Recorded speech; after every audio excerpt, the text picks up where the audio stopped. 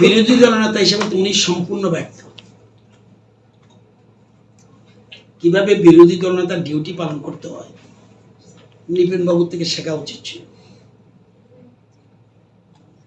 উনি বিরোধী নেতা হিসেবে আমি ওনাকে যোগ্য মনে করি না।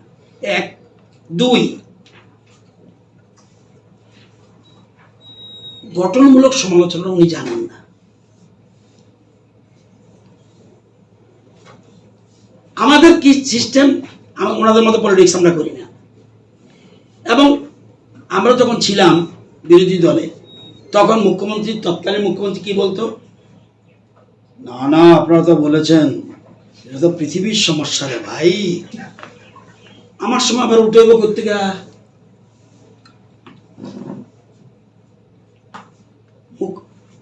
উনি বলছে পৃথিবীর সমস্যা।